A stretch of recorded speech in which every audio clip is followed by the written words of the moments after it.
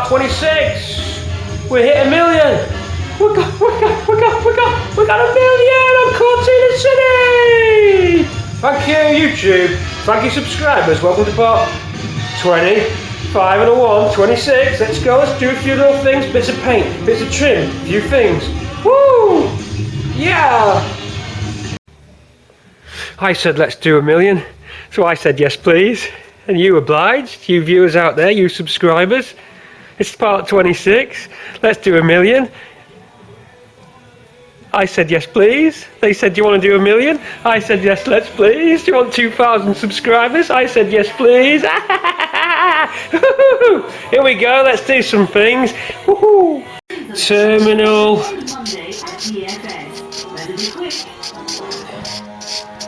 14 win because he spotted that. Terminal 14 gets a swampy mug. Swampy mug. It's round at the bottom, round at the top. There's a handle on the side and a picture of old Swampy on there. We can't fit the writing on. You get the idea. Let's carry on with this part 26 and just a few little things. We're going to keep it short. We're going to keep it short because I want to get you in before the end of January, you see. Alright, so cut to it. Parts, cleaning, spraying, door trims, bits and bobs, brake calipers, all sorts. Welcome and well done to Terminal 14. There's some other winners as well, there's some runners up as well. I'm going to pick out the runners up as well. Don't worry about that. Let's go.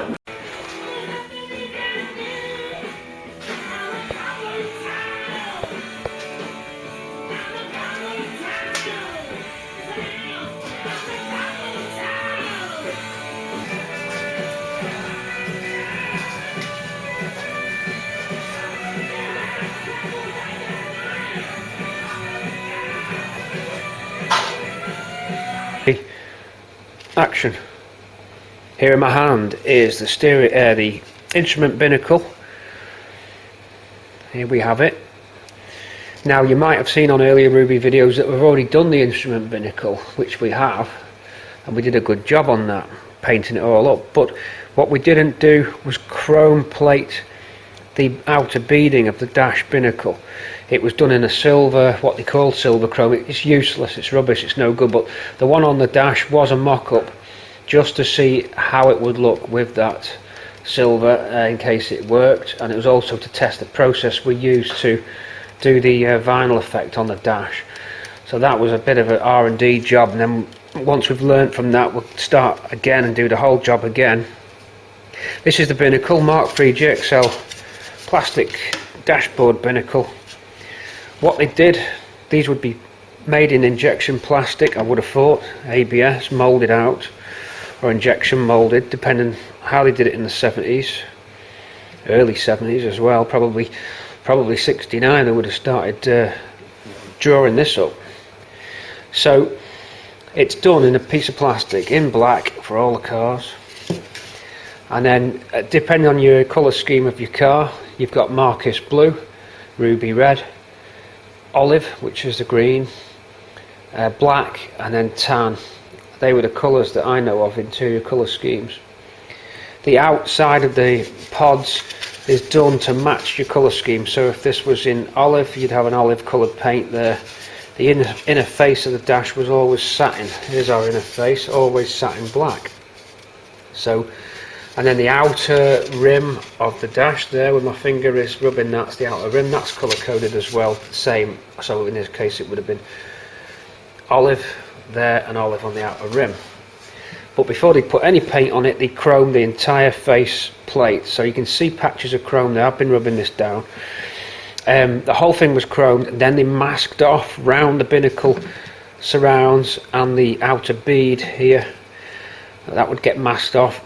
Then the paint would go on, so the olive would go on there, the satin would go on to the inside face, and then the olive would go on the outside face. Then they'd overstick the vinyl onto the whole lot, the wood grain effect vinyl, and that's how these were built. If you're going to refurb it and get the chrome on properly, you've got to strip it back to its component form, which is just pure plastic, shiny as well. So we've got to strip all the back. So we took the vinyl off. That took about 4 hours. Now we're stripping back the actual layers of paint, combination of a scotch pad, some thinners, and a lot of elbow grease. So you've got to keep breaking through all the different layers. Then when that's done and we've prepped it, we'll get this buffed up to 2000. Again, hand done. It's going to take a day to do. When it's all hand buffed down and nice and shiny, then it can be painted in black, then wet and dried. Then it gets sent away then for the chrome. They'll overchrome the entire lot. Then it comes back. Then we then mask off the chrome and put the colours in. Then it goes away and gets the vinyl applied. So that's quite a long process to do that. It's a hell of a lot of work involved in the binnacle surround to get it how it should be. But I can't see any other way around it other than getting a new old stock one. That's the only way you can do it.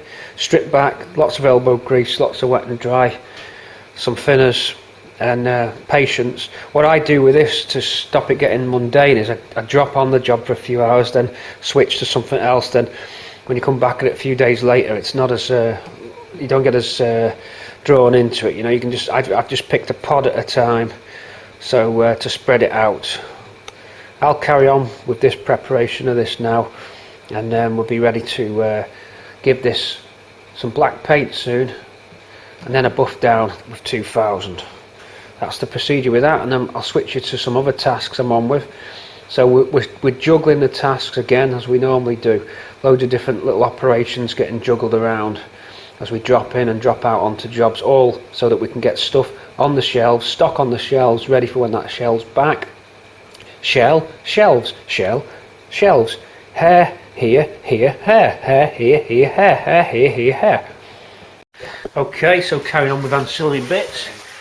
Inlet manifold now. So I've left this soaking overnight because this water outlet adapter here was not wanting to move. I'd only really didn't want to force it because these can just shear off. So penetrating spray overnight. I'm going to put it in the vise and try and give this a twist around.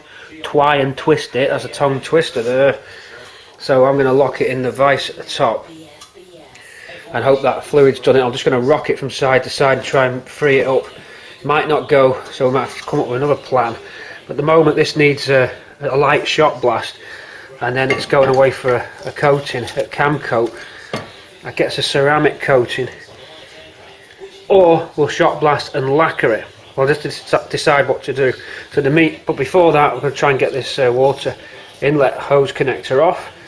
Into the vise we go for that now. So ancillary parts continuing in part 26. Inlet manifold for the Pinto. Okay, no luck there. I didn't like the feel of that in the vise. It just wasn't giving me any movement. So a bit of gentle heat now. Got a flame on them. I know it's alloy, so I've got to be really careful. This might not work. I don't know the expansion properties on these aluminiums. I know that steel would work. If you heat one side and then cool the other, you'll get expansion and contraction, which might help free it up. Don't know if this principle applies to aluminium. I'm going to heat up anyway and then freeze the hose connector. So I'll get the whole area just warm, and then I'll just try and do some spray on that and see if that does any help.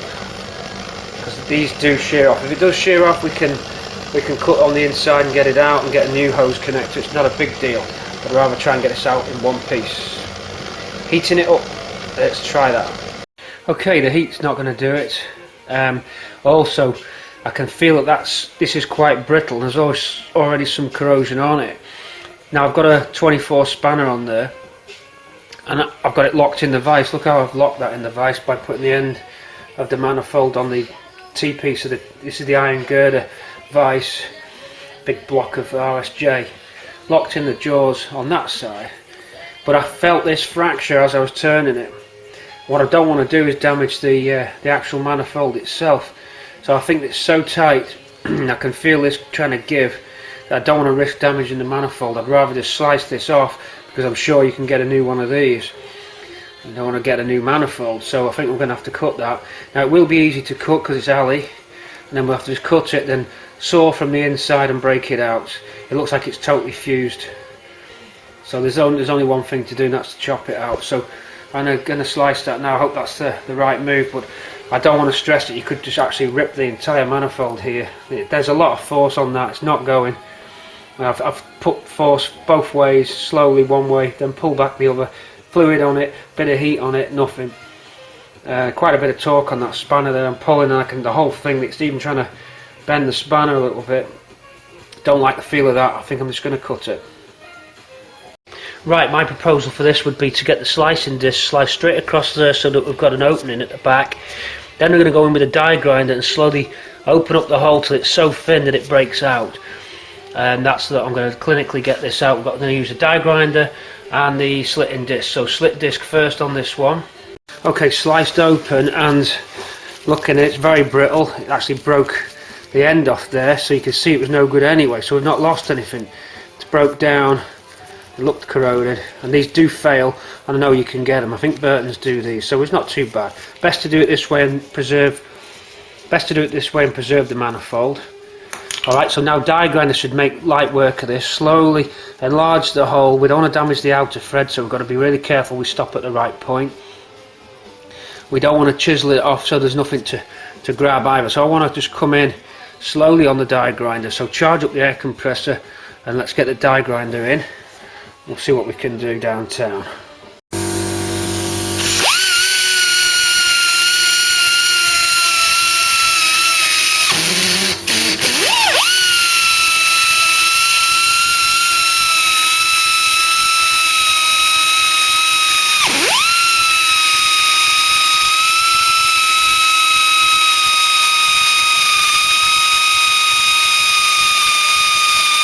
Right, I'm on about the limits of where I can go. I think that the threads are going to start to peek through, so we took out that third section of it. Just took out that third section, just there. And now I'm stuck. I'm going to try and chisel it round. I just don't want to damage the outer casing, so we're just in, look, it's quite reasonable thickness just on the edges of it. We don't want to go anymore because we don't want to damage the outer thread, so we've got to try and tease this out somehow now. So it's a little chisel, little mini chisel, and we're going to see if we can break it inwards on itself. The idea is to collapse it inwards without going outwards with any force. So we're going to hope it's just going to break in half here. So chisel on a little hammer now, lightly tap that. Let's see what we can do. So we've sliced the end off and gone in there, snap the end of the remaining piece off by putting the spanner on it. So it just rotated and snapped. And you can see it's pretty welded and fused in that. We don't want to come out in a hurry, that one. Okay, so that's split in half, just about weakened it and just put the chisel through and it's shattered. There's a scuff mark where my chisel slipped and sliced part of the thread here on the inside of this manifold. Now, you've still got all the remaining thread all the way around there, so what I'll probably do with this, I can either slightly oversize it and get a different size fitting and adapt down, I'll put a liner in it, I'm not quite sure, or we could bond the new one in with a stag seal so we can screw in. It's going to get plenty of bite on the threads, it's just it possibly could weep out of there. It's not going to pour a lot of water on it, isn't certainly not going to fly the hose out, but you could get a weep on this where that line struck it with a chisel. It's so soft. As I went in, I tried to keep it centralised, but I've scuffed the threads here at the bottom. But if I put a new fitting in with stag seal on, let that set, that should be a watertight seal. It's pretty good stuff, stag seal. If you've never used it, it's a brownie coloured gasket sealer. It's pretty tough stuff. So we could easily make a repair for that little piece. Okay, so it's like my fault there. I've slipped with the chisel, scuffed the threads, but it did split it. Here's the piece that split. Took a while, took about 20 minutes, just slowly working our way around. The Dremel found a weak spot just at the bottom, or the die grinder, and then the chisel struck it and it snapped it on that weak spot. That wasn't fun to do, really. I didn't really enjoy that. Anyway, it means we can now get this cleaned up, which is what we wanted to do, and get all the faces. I didn't want to be doing that when this is all nicely coated. So what we'll do before we do clean it up, we'll repair the threads the best that we can, make sure that the new fitting goes in nicely, and then we know that we're there. And when this gets painted, we'll put the seal on, then screw that in, let that bond in there. Okay, I hope that's going to be a good enough repair. Let me know what you think about that, how you would repair what you've got as score line in it. that might not create a watertight seal, because obviously it's a pressurised system as well. Let us know if you think I'm going to do this wrong. I'm proposing, I know you could use PTF, you could use a combination of PTF and stag seal, or you could say it's a write-off. Let me know what you think on that one. Okay, so a nice box of goodies. They keep on coming out the unit, these boxes, I tell you. It's box after box. Well, we've got some brake drums in there to clean up. We're going to put them in the dip and shot blast, so they're nice and clean. We've got the manifold, the intake manifold in there. We'll find a repair piece for that. A new inlet for it, rather. We've got the front hubs for cleaning up. And then we've got some smaller parts. The cross member for the gearbox to be powder coated. Some other little bits and bobs for powder coating. So a mixed box here now going out, so we can get these back for wrapping and getting onto the shelves. Then we'll be getting the exhaust manifold and the cover. We've got a nice cover. I'll just bring that into view for you. These are hard to get hold of. We've got one of them. That one's ceramic coating. Back on with the light. And you'll be pleased to know I've fixed the Panasonic DC3 or the DX10. They're the same model. I got it fixed. I took it to bits. We blew it out with compressed air. We fixed the servo, the focus servo. Loads of iron filings on it from the grinding, all stuck to the magnets, compressed air. We got a camera back, so we got decent footage.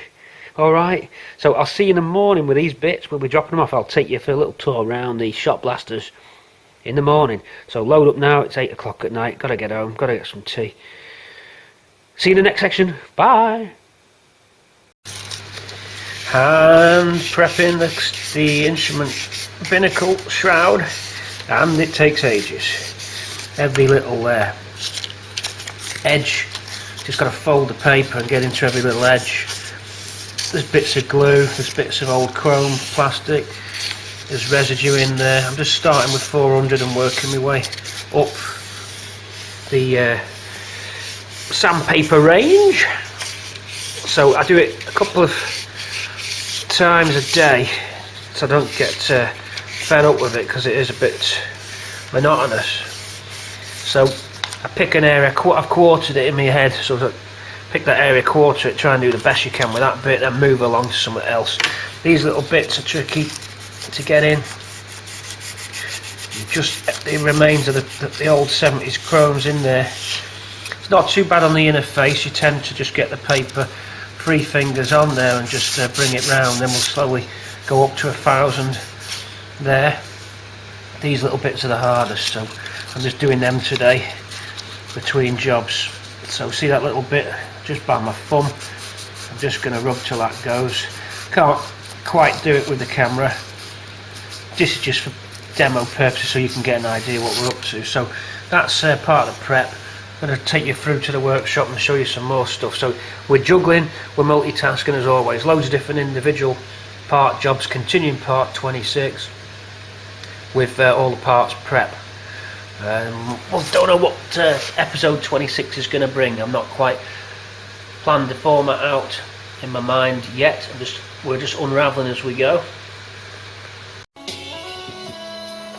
Just listen to this shit. Right, that's the end of the year. The hell's this?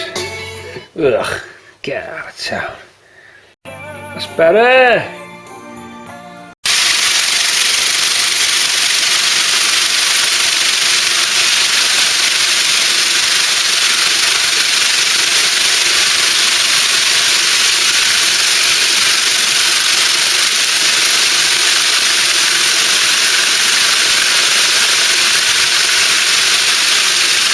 If you want more info on this parts tumbler here, go to parts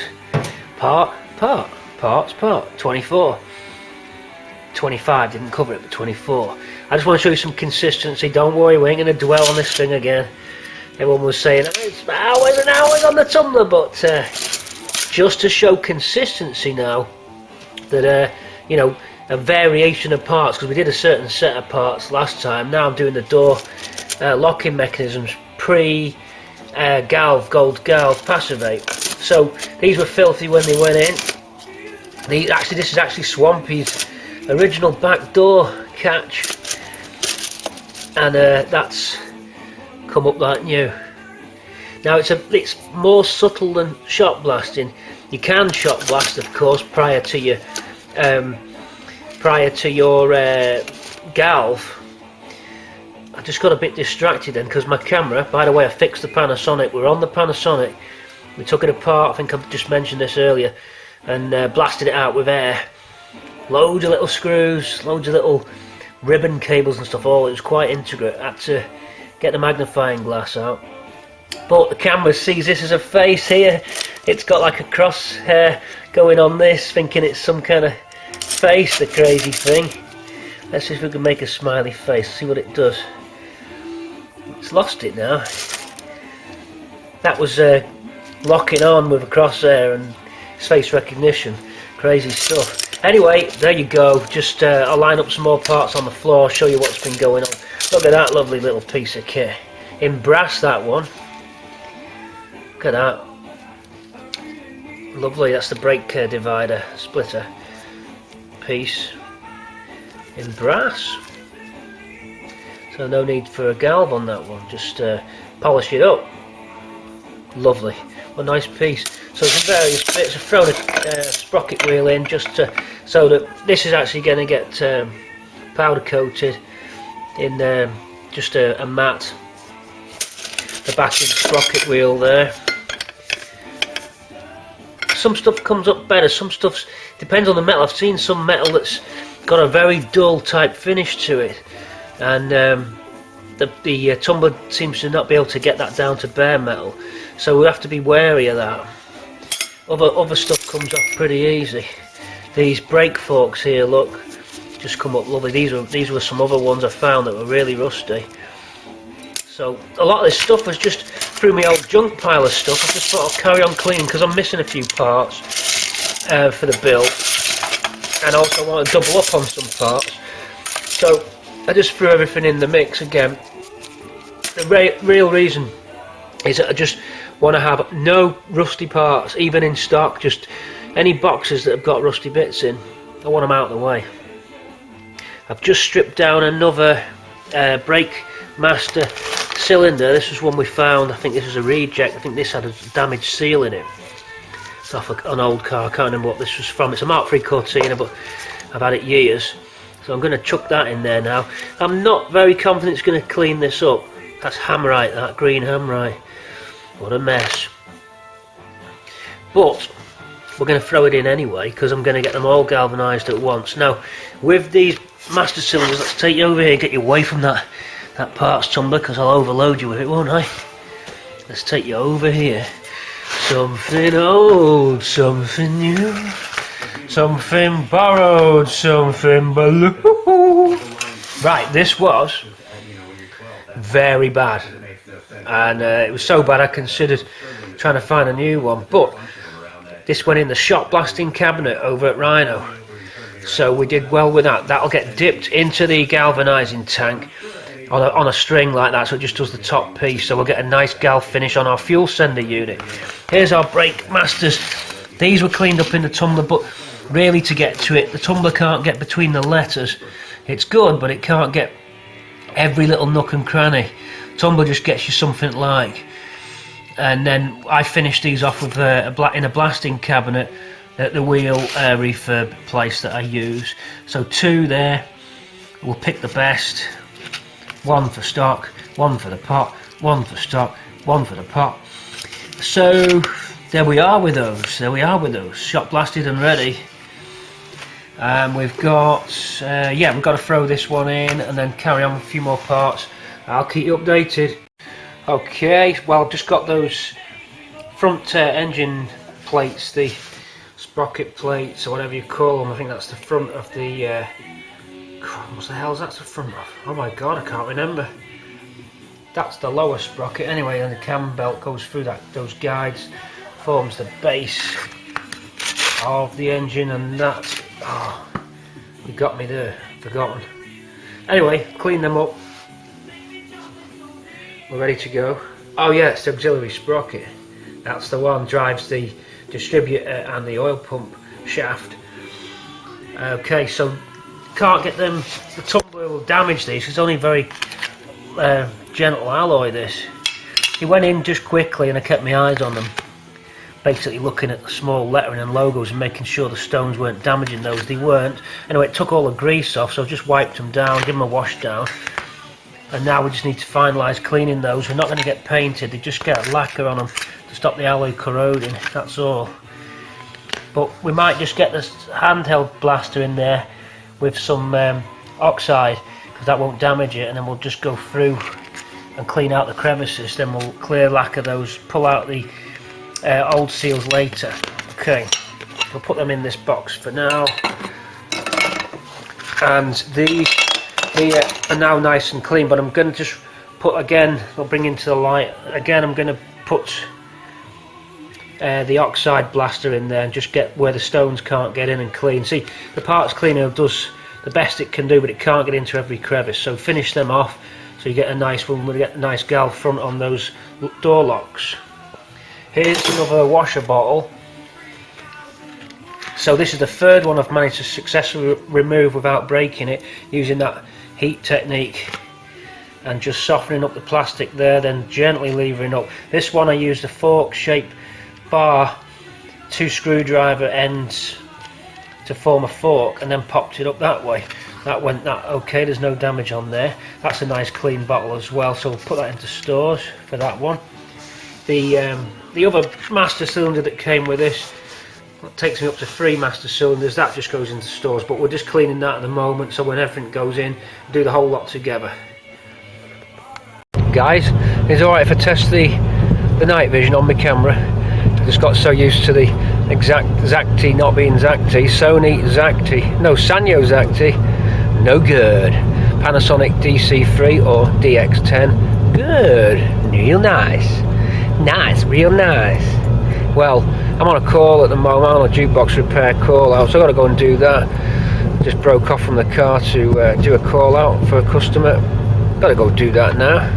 But I wanted to check that camera, and loads of things are going around my head. Loads. When you're driving your car, you know this yourselves, you get time to think, and because you can't do anything else, you're in your car, and it's like a little bit of a haven, isn't it? So you know what I'm talking about. So all those parts that we're doing, and the YouTube and all that, we've hit 1 million, by the way, so we thank you for the views, because we've hit 1 million.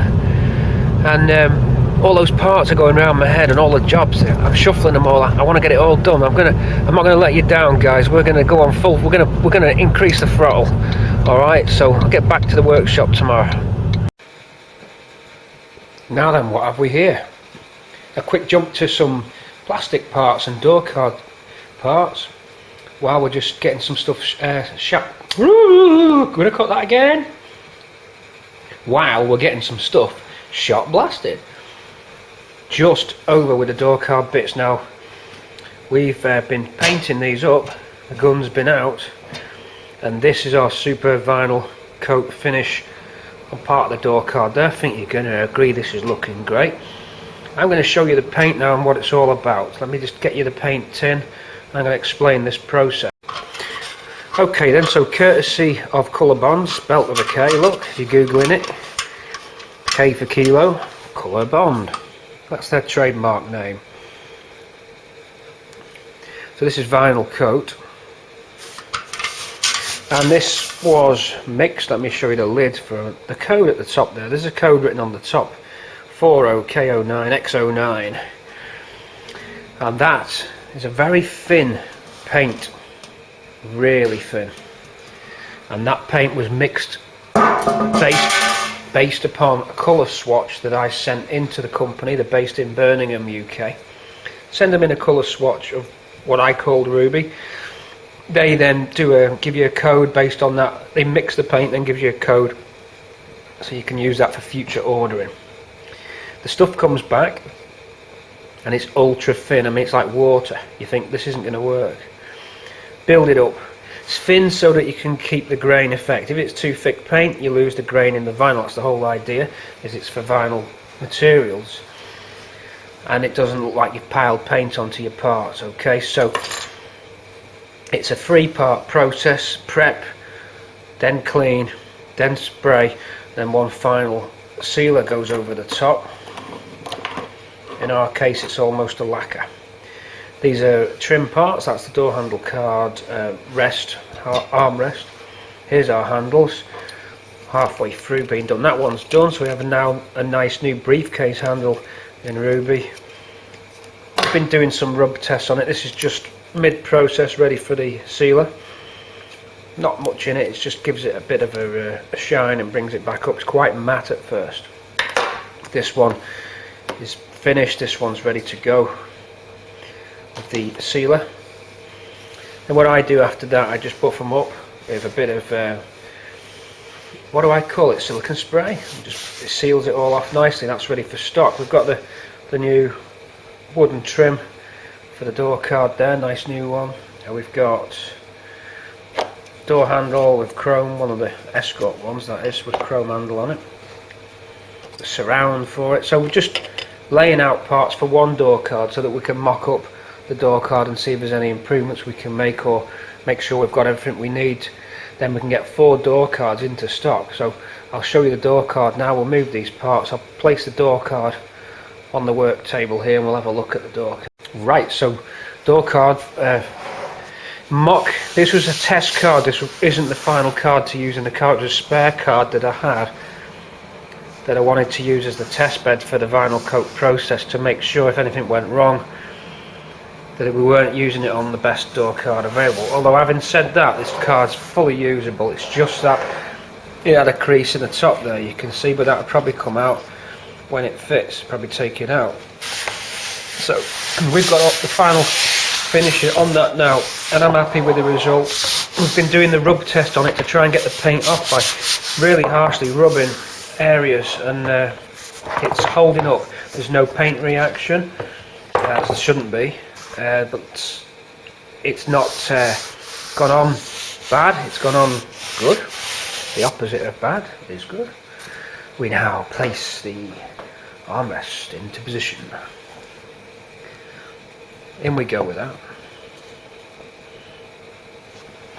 And then that briefcase handle just fits it. So we're just seeing how it looks, getting an idea for how the whole thing looks. So we'll lay on the trim, the new trim piece. Sit there, something like that, and you can see straight away that it's starting to look like it's come out of the factory. I just slowly pan you around so all you YouTubers at home can get a good butcher's at all the work that we're doing. And then I thought to set it off, how about, now these are the subtle touches we're talking about. We know it's not a stock car. Stock car? Sounds wrong, I don't want to smash it up. Everything's not factory on my car, but I'm trying to do it so that, would it be what Ford would have did if they could afford it? Ford me. I'm getting all tongue twisted in this section of the video, ladies and gentlemen. The customer could afford to pay for extras, you know. Would they want sort of little things like this? Chrome door handle here, you know. Polished bit of trim there. That kind of thing. You can get an idea. Sets it off, nice card, nice handle, nice new trim again there, all done. We're missing the ashtray. They're away for chrome plating because the ashtray surround has a chrome, so that's sent away. This is actually a piece of plastic that's chromed as well. So that's how we do it. I wanted to put this on here to get myself an idea of how good this paint system would look. Why are we doing it? Well, we're doing it because you can't get ruby door cards, so you've got to make your own, and we want to make it so that the colour match is exact, so you can't tell the difference between this card and one that's come out of the Ford factory. And that's why I use the colour swatch to exactly match the ruby colour in. You can do that with any colour. You might want to build an olive green interior, or you might want to restore your olive green or Marcus blue or tan. We'll just do the same as what we're doing here at Cortina City. Follow the videos and we'll help you through the process. Can't always reply to every single question. We do get a lot of tech questions coming in. I try and put comment to everybody. It does take some time, but I usually will get back to you. Just give me a little while. Sometimes I can't always reply straight away. But yeah, so part of the build mixed in with part 26. I hope it's 26. I think it is. Yeah, it's 26. You're on 26. You're 20 minutes into 26, I think. Have a look down the bottom of the screen. Where are we? About here. Should I move the scroller for you? Fast forward. That wasn't really funny, was it? No. Okay, let's go and have a look at some other paint bits and the rest of the bits in the workshop.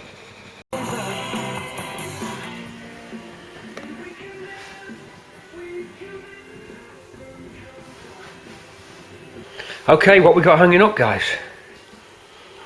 Girls, guys, we know there's a mixed audience out there. You know what it is, it's an inlet manifold. Right, now, story with the inlet manifold. Loads of stuff's been going off to the shot blasting cabinet down at the alloy company. This is purely shot blasted alternator bracket. Okay, so a purely blasted alternator bracket there.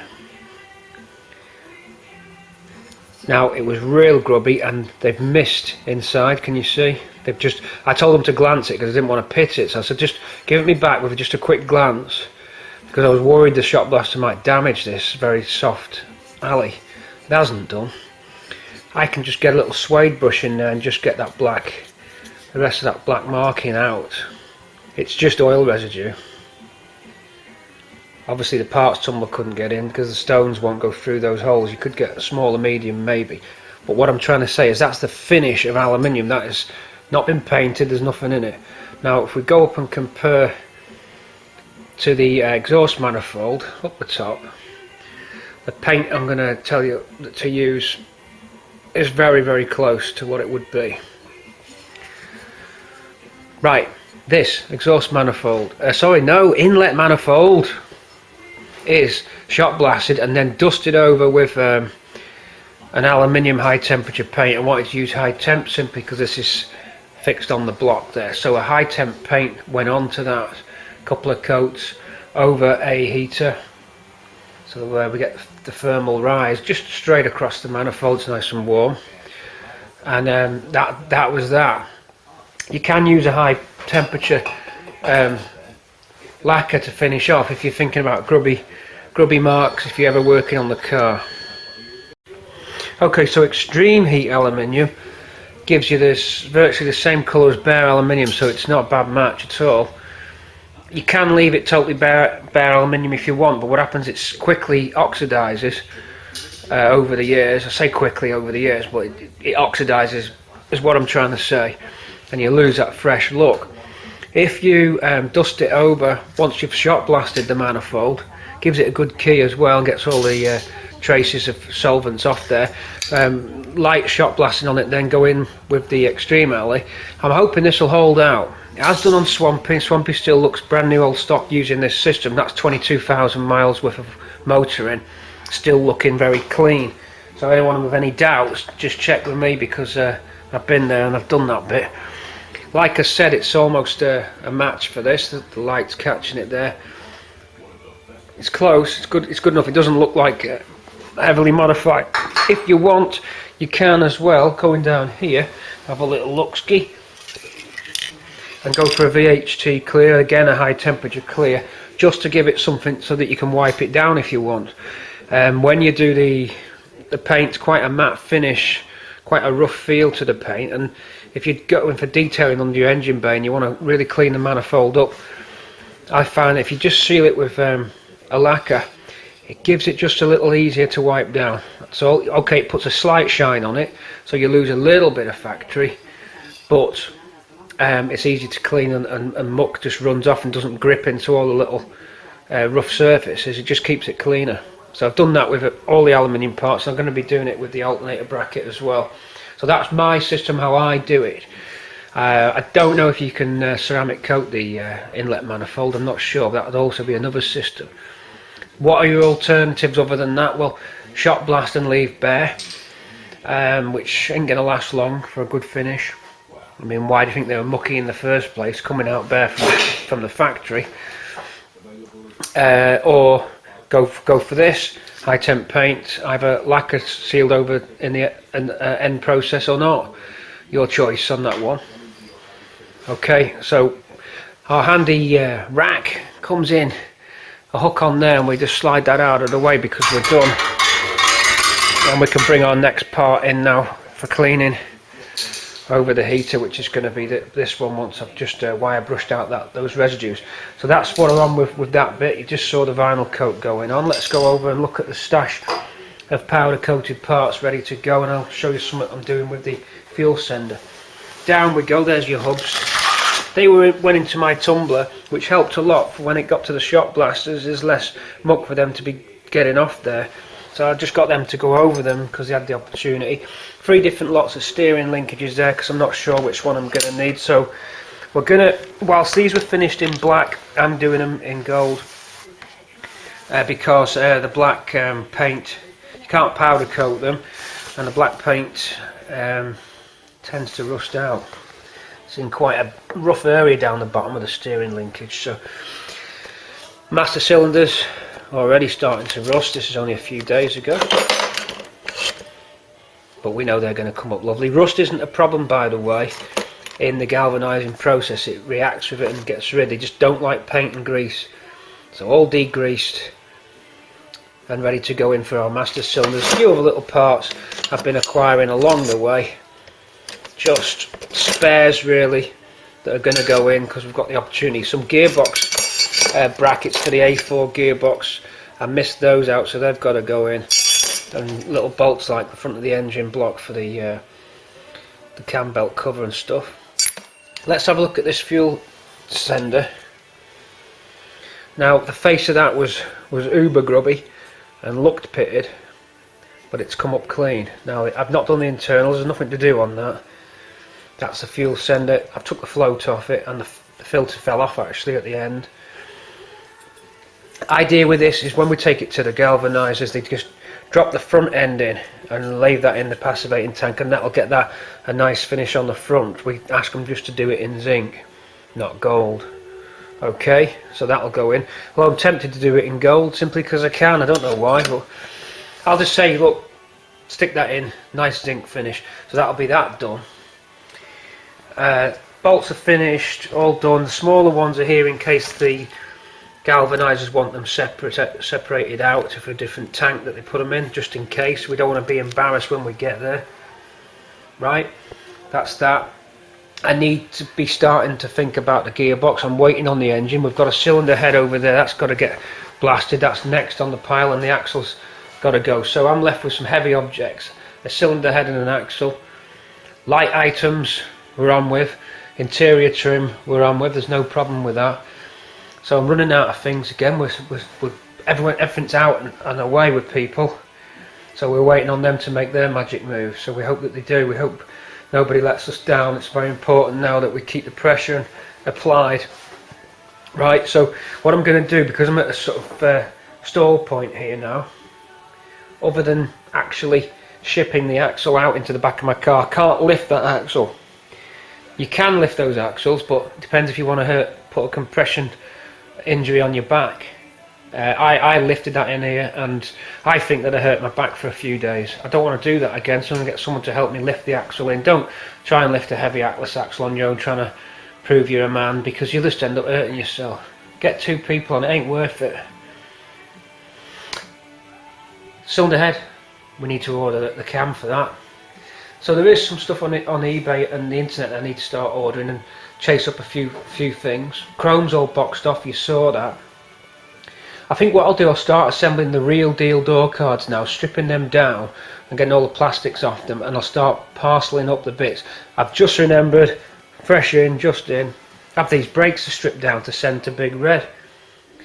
In the very first few episodes of Ruby, you saw me stripping some brakes down from the car ready to go. Well, guess what, they've gone missing. I cannot find the brake calipers, and because I want to get the package off soon as, it's going to actually be quicker for me to just take these other calipers off here than it is to go round the work trying to find where the hell my brake calipers are gone. I just don't know where I've put them. I've noticed this as well with rebuilds. These things just start going missing. No, I don't really know where they go. I don't really know. Well, let's get them off and box them up into a package ready for Big Red. Now, you don't get the original ones back anyway, so it doesn't matter that not sending the original numbers and all this, because it's a girl in M16 caliper, it doesn't matter. Let Big Red sort all that out. We'll take off these bolts, and then that'll need a good tap to get it off. It's going to be seized onto that disc. These are just spare ones from Dave. So Dave supplies the bits, and we're very happy. These were just spurs, as I say. And then as soon as I've done that, we'll find the originals, won't we? Well, it won't be any harm to have a set of 4. I'm going to loosen them bolts up. I'm going to sledgehammer them off. Well, tap them off. And then I'm going to go and do those door card jobs. So I'm struggling a bit, guys, but we're gonna do it. Here you go. Okay, just a couple more jobs I found to do. We're doing all right. I found some work. So just back to that trim again, and our final sealer going on. It's just like a lacquer, really, and that's it. You just dust it on to keep the satin finish. You don't want to put too much sealer on the top of the finished product because it'll look over glossed, and these trims are more of a satin, so we just satin that up. That's all we do with the spray seal, lacquer, whatever you want to call it. I think it's very similar to a normal lacquer. That brings out the remaining colour and just sets the finished article. So I just want to do that so it's curing while I'm doing other jobs. Right, so jumping around jobs, that's what we're doing. You saw just a little bit of paint going on the sealing product onto the vinyl coat there, the chemically bonding vinyl coat. So I've just found something else in a box that needed sorting out. Remember, we converted to automatic. Well, Ruby's pedal box, not the one on the left there. It's exactly the same, but Ruby's one's actually been powder coated now. Well, remember we switched to auto, so that meant that we wouldn't use this now, so that's now gone. We would be using this type, although this is a later type off a facelift car because it hasn't got this upright bracket. This one is for the pre-facelift with a slopey dash, slightly different fixing than this one. But we need the brake pedal, and we need to make sure that that brake pedal will fit into a manual box. When I say box, I don't mean gearbox, I mean pedal box.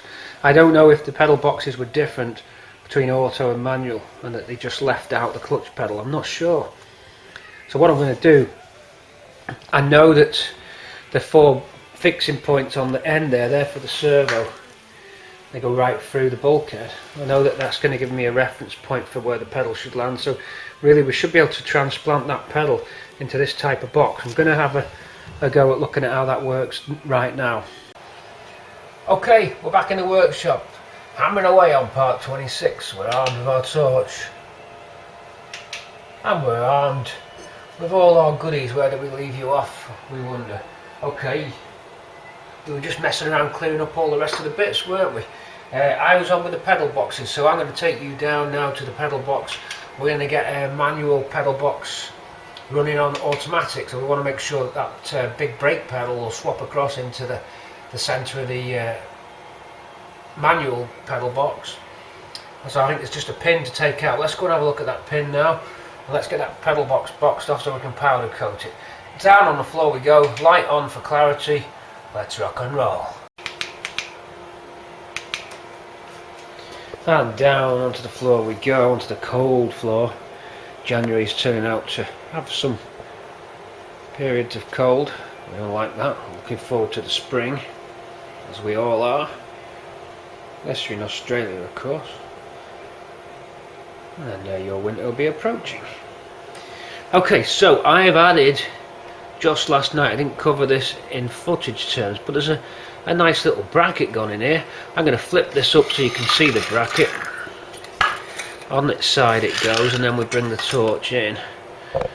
Still on the selfie stick, so we just need to manoeuvre the camera and its selfie stick rod. Just there's a little bracket been added on. You see a bolt of it, and that's for the switch to turn off the cruise control. It's the vacuum kill switch, so it's just gonna point it in for you now. It's just here. This bolt here was used so that you get the threads on the Granada vac switch of quite a fine thread, and they're crossed at a sort of angle, designed to go into a special adapter on the Granada plate. I didn't have the nuts and bolts for that. They're part of the Granada's brake box pedal, and I'd like to have used some Ford brake switch nuts, but they don't fit on the threads.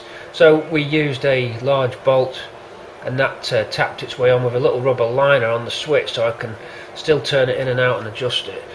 So that's in position, and the bracket's just welded up just behind the brake pedal there, nice and neatly compacted in. So we've got our adjustable cruise control kill switch there, no problem with that, that's in. So now we've got that, because we don't want to be doing that when it's powder coated, of course. Now when we're doing that, we're going to take this rod out of here, spin round so we can look at the rod on its back, light in, there's the rod, all the way through for the clutch pedal there. So the automatic gearbox pedal, which is off the facelift, no use to us, but the rod could well be the right size that we need. So let's take the rod out of the facelift auto pedal box, knock that rod out. We'll get some little bags and put the bits in, save all these little parts and clips and circlips, and then we'll see if that rod and pedal will fit on here. If it does, we're good to go, and we can get everything powder coated, and that's another little job out of the way. So I'm going to spin round and strip this down now. Here we go. And here's another good reason to have a good old quality long nose pliers. Again, stress the word quality. Pay a bit more and get a decent set. Get you know, tang, snap on, whatever you want, but get a quality make, because they're just easy to use.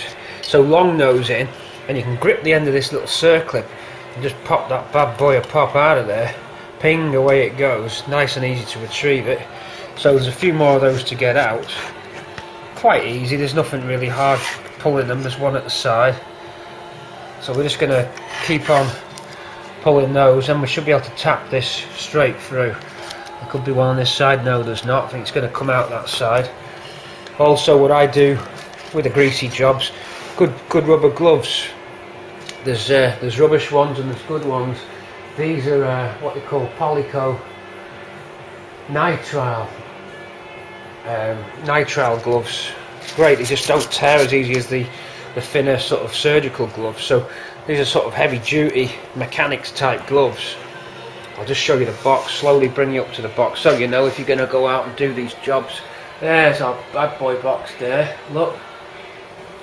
My hands are big, so I've got a large size, big shovel hands of mine. Big tango shovel hands there. Okay, I'm just going to carry on removing the rest of those clips, and we're going to tap that out. That rod, that shaft rod there, we'll tap that out. Right, just one little light tap from the side and the rod goes through, and we're on our way to disassembling there. Spring just needed unhooking, not sure how that's going to fit. We've got a spring on the pedal here, different type spring for the longer pedal box. Looks like we'll be using that one. Let's just make sure. So just to recap what we're doing, manual pedal box here, pre-facelift.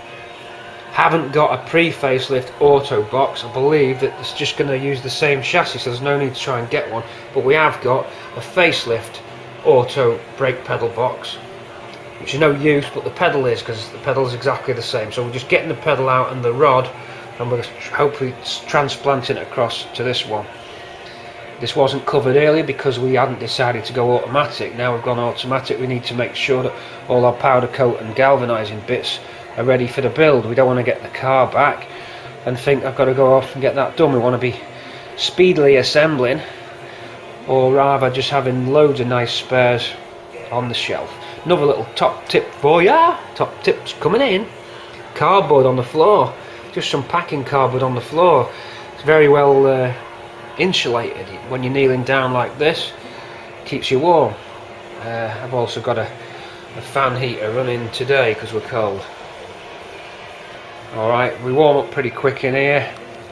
This room's only small, and we warm up pretty quick. It's not too bad. Weather wise, we're about 8 degrees today, 7-8 degrees today. Winter's not really blitzed us January so far. Let's see what Feb and March do to us on terms of winter, but we've not been hammered here in the UK yet. Hope I'm not speaking too soon. Right, rod out, let's go. Right, that's the order of assembly. Pretty much nothing to that. So same on here, but there's more attachments on this one. We're not going to be needing them, so we'll just box them up. So let's get all that out, pull the split pins and knock the rod through. Okay, a couple more there to do, as there's more fixtures and fittings on the manual box. Okay, I'll tap through now, long nose pliers on. Okay, and straight away we've got some differences. This facelift brake pedal's got a spring hook. It's a longer pedal. You see that just at the top of the brake pedal there, it's got an extension on it. This brake pedal doesn't have that. That stops it from clearing the housing. If I put the brake pedal up now, that fouls the housing. And also we haven't got the brake activating bar. See that brake switch activating bar? That's not on the pedal, but that's easy to weld on. So this pedal's not quite the same. We could have done with a pre-facelift pedal, but we'll have to make this one work. It's in line with the switches, so we just have to, that shaft works with the spacers on, and we just need to put a spring mount hole in the same place that this had, so that's easy to drill in. We can do that. Also what worries me is this hole is the brake rod activating bar for the servo, and that's going to have to be in exactly the right place as well. I don't know what's going on here because oh yeah, there is one on here. We need to just make sure that that's in exactly the same place. The pedal's got to lie in exactly the same place in the box that the original one would have done, so that the rod coming into the bulkhead from the servo is going to go exactly at right angles or perpendicular to this pedal, so that you're pushing an even force forward that way and not skewed to one side. So we've got to put the spacers in such that it's exactly the same layout, and then we're going to make sure that that rod there is the same relative distance from the mounting pin, because it could be in a different place. So if that's the case, I might be looking at another brake pedal. Now I can go and pinch one off the two-door if I want, it's not a problem, and then we can source one nearer the time, but I'd rather not take that off the two-door. Okay, I'm going to just have some investigations into this. Leave this with me. Right, okay, we're in luck. That rod here, tap it with the edge of the light just there. That hole, the hole in the rod hole for the brake servo activating bar is in the same place relative to the pivot point, so that's okay. So that's going to meet the servo rod alright. All we need to do is slice off that tang at the top, and then create our mount hole the same as this one for the return spring. So just below there you need to drill a hole so that we can fit the return spring. This hasn't got it. Whoops, this hasn't got it. So slice that off now and drill a hole for the return spring. Here we go, modifying the facelift pedal. Okay, here's a crafty trick to make sure that the single bar that we pinched off the facelift, we use the right packers and washers to get it in exactly the same relative position to the original manual brake pedal. We can see a mark here on the tab that pushes on the brake switch. There's the brake switch there, there's the tab. You can see the paint's worn away slightly, and we're going to use that by, if we push the brake pedal up, we want it so that the scuffed paint lands on the switch, because that's how this pedal used to sit, and that'll tell us which packer is the right one to use to get that in the right position on the rod. And it's that white piece there we go on, that's going to give it the right position to land on the brake switch, which means when I put the auto pedal on, it's got to use the same spacing arrangement that this one does. That gives you your relative positions, and all we've got to do is drill spot welds off that tab and spot weld it back onto, or spot weld it onto the auto brake pedal. So we're going to need, looks like we need a washer there before the clip goes on. It must be that one, that gold one. So we know what packing spaces to use to get the pedal to land in the relative spot. The thickness of the pedals is the same, so by putting this auto brake pedal on and then just welding on that tab, that's how it would have been set up. So that is how I'm going to do it. There we go. There, we're lined up with that scuffed paint. See, can't bring it up. Scuffed paint touches the pad, so which means that white coloured space is the right one to use on the left hand side, and that's how the pedal would have sat. Looks like it's not quite centralised to the bracket, slightly across to the left, but that gives you the position of the servo rod through that hole at the side. That's where it needs to be, so the servo is going to be, I mean, yeah, there's a bit of left and right play in the servo, but you want it pushing centrally on it, and you want that to be landing in all the right places. So we know now the packer spaces to use. Let's just put on these ones to the right of the rod, and then we're going to know that all the packing pieces are right. And then we just got to get the spring. So it looks like we're using this one in there, and then the clip on. So that's the layout. I'm just going to drill the hole now for the spring, and then we're going to fit the spring and check that out. Looking good. Oh, I've chopped the top of the pedal, chopped that tang off the top of the pedal, just there, sliced off, put a little corner on it. Took the corner off it, so it's a bit neater.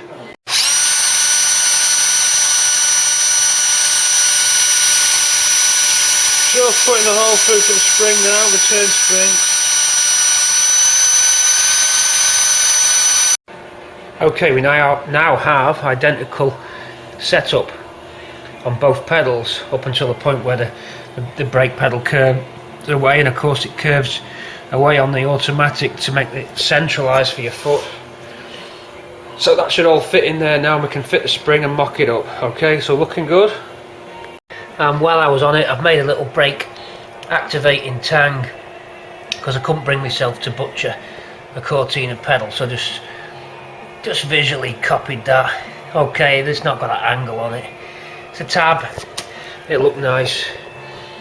Okay, so we've just got a little tab there for activating the brake switches. We'll now fit that, weld that to there. I don't think my spot weld will penetrate through those two thicknesses of metal, so I'm going to have to plug it on.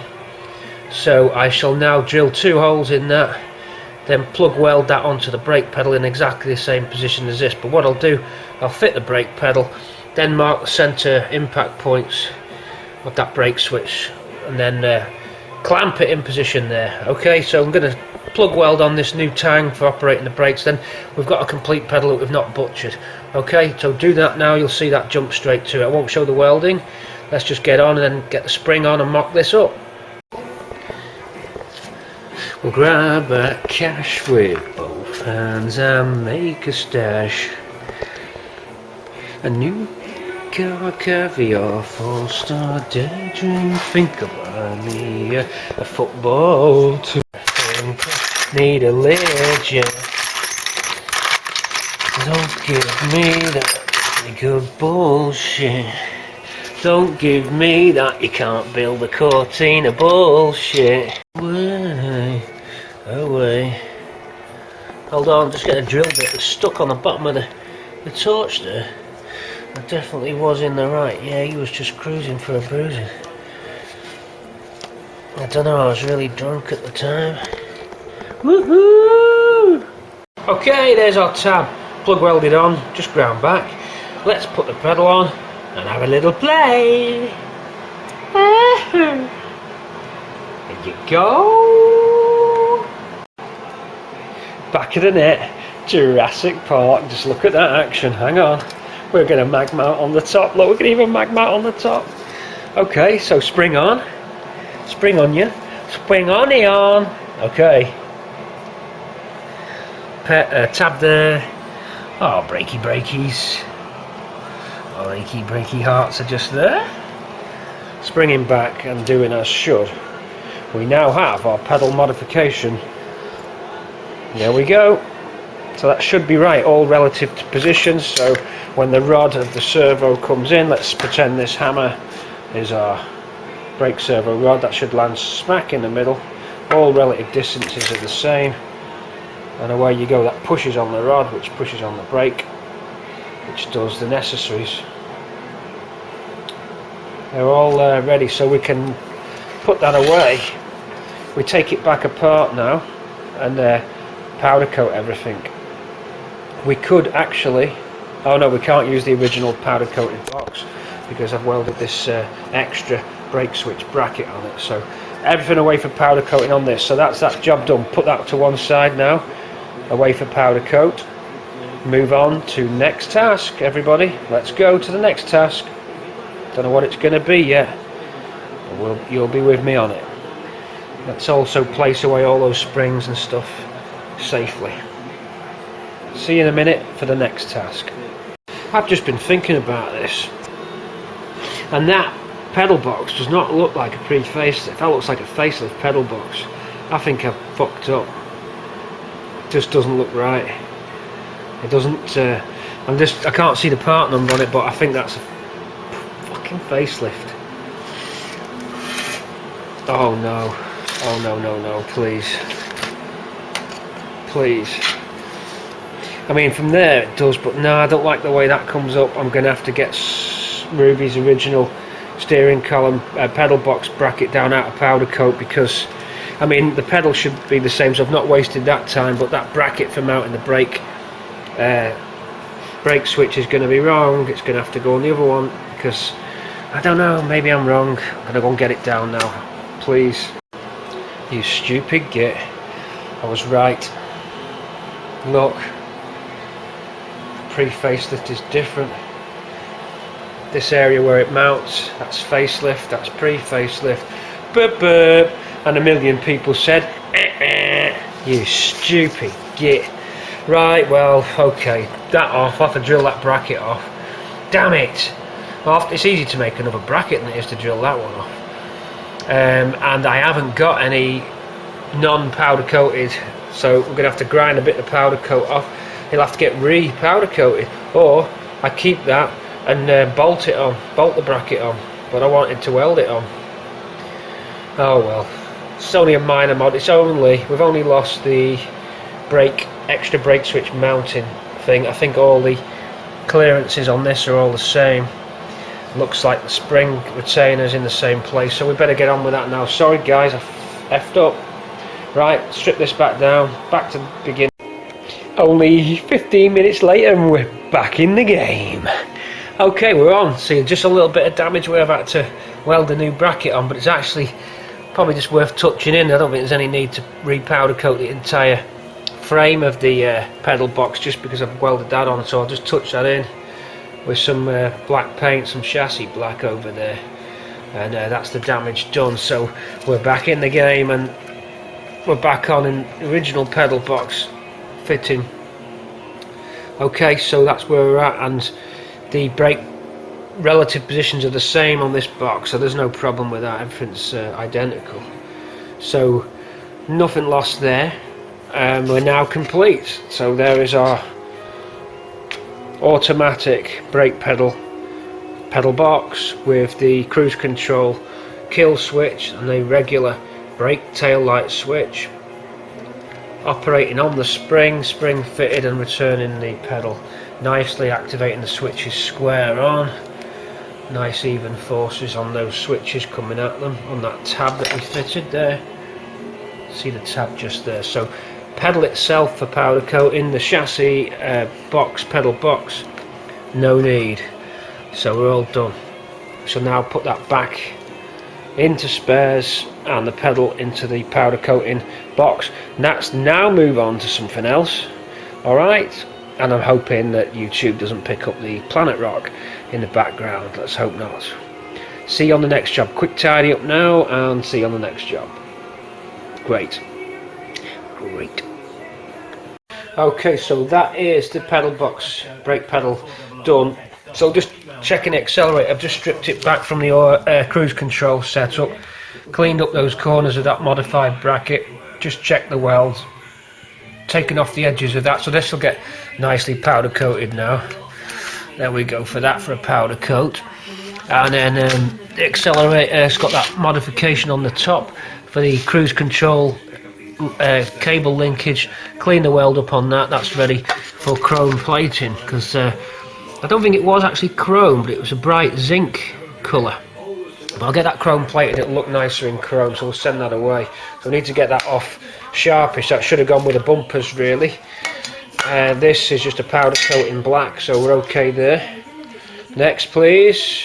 Because I've lost my original calipers that are stripped down, we're going to get these off to Big Red. So just knock back them securing tabs on the 17 or the 19 mils, or the 17s, 19s.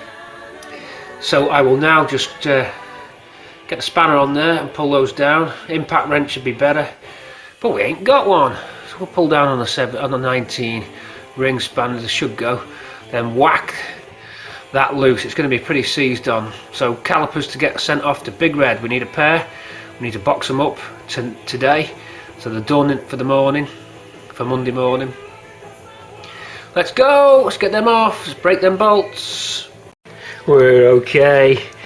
That's why it's good having these dogleg type spanners, because look, I get a nice leverage on this one as opposed to my normal regular spanner set that's just got straight spanners, where you'd be trying to do it with straight spanner. It'd be a lot harder. See how that shape of that spanner gives me a nice leverage, which was able to crack these.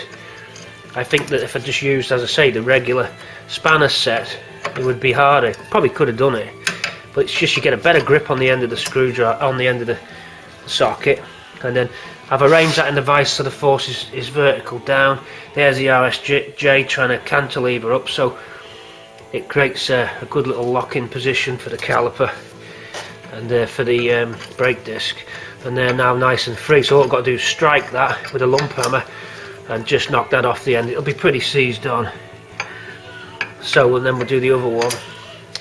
So just another tool tip then, for certain jobs, keep yourself a selection of dogleg ones, probably starting from 13 upwards. Whether you're going to need torque down the bottom end at 10s and stuff, not as important, but nice to have some of these type spanners as well in your collection with a decent length on it. So a job like this, you've just got that leverage. Of course you can use an impact socket and a driver, a regular socket set and breaker bar as well, no problem with that, but my socket set's at the other workshop, so just picked on this and it's worked.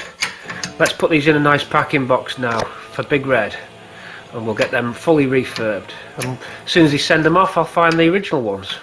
It's all gone silent. I had to turn Rock FM down because every 2 songs is a block of 5-minute ads. Brainwashing. It's not good. If the ads were relevant, I suppose it wouldn't be as bad. Tool adverts or something like that, and at least gain some use. But nah, PPI and brainwashing bullshit. So I've turned that down because it does me head in. I love the music. They play great music, and they ruin it. Why don't they just have an hour ad-free hour or something? Why do they have to ruin it? Because that's where they get the money from, that's why. Right, sledge it, sledge it, sledge it. I'm looking for lump. Slowly bring you down so you don't get motion sickness. Grab the lump. Take it up. Who don't we like? Who we gonna hit?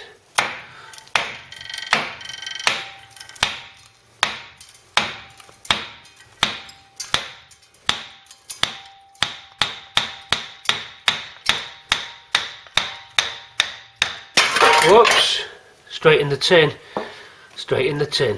Okay, we're off with that one. Still no music, it's all quiet. We don't like that, we like a bit of background music, didn't we? Didn't we, boys? But we haven't got any just yet. They're trying to do it to me again. Right, calipers. Yes please, yes please girlings. In a box for those. That will be the end of today, so Sunday finishes. And then we've just got loads of bits, so the video's gonna wrap up quite soon. It might even be now. When I get on the editing suite later on, I'm gonna put all the clips in for 26 and see how far we've got. If it's around an hour, I'll wrap it. So if this film cuts out now, I say thanks again. We hit 1 million, and we've got 2,000 subscribers, so we thank you for that. I'll do an outro now just in case. If I'm not quite making an hour's worth of film, there'll be some more stuff, but it'll leave you, if we're going, it'll leave you with loads of parts, those vinyl cards, the brake pedal assembly there, the calipers getting boxed off, stuff going to the blasters. And what I'll do for 27 is it'll all be all the stuff arriving back, so unboxing, unpacking, and then looking at all our bits on the floor, and then we'll go and do a report on the car. I'll go into the body shop. We've got some holes to drill in the side of the car for the side bumper impact trim. We need to do that and check how they're getting on. So 26 will see, 27 will see, oh god, I hope I got these part numbers right, 26, 25. I'll have to go on YouTube and have a look. But no, it'll see loads of bits coming back and then laid out on the floor and then wrapped and boxed up, and then we'll be waiting then to see what we can do next, because we could get to the position, oh, we've got the axle to do, haven't we? Why don't we do the axle rebuild in 27? And yeah, we'll do that. Let's have a look at the axle. We've already seen it on this, but there it is over there. And of course the engine, of course. Oh, we've got loads. What am I talking about? There's the engine, there's all sorts of stuff, you know. The cylinder head, we've got, well, let's go out on the road as well, that cylinder head, for the next episode. Just make this something to get in before the end of Jan, so I've got to throw this in before the end of Jan or you'll have no footage till Feb. So apologies if there's no high octane stuff again, but there will be. These are just those, the lull or the calm before the storm. We've got a gearbox to clean up, we've got plenty of stuff. I just thought at 1 minute then we weren't going to have any footage for you guys. No, I think we're going to be okay. So we thank you again for the subscriptions and for watching. I notice we've got more people this time. What's new on the wall, we ask? What's new on the wall? That's up to you to find out. What's new on the wall? First one in wins the prize. We've already had a winner last month. First one in wins the prize. Can you spot what we got? Anything hidden? Anything not seen? And don't say the pliers are in a different place. No, that's not allowed. What's new on the wall? What's new?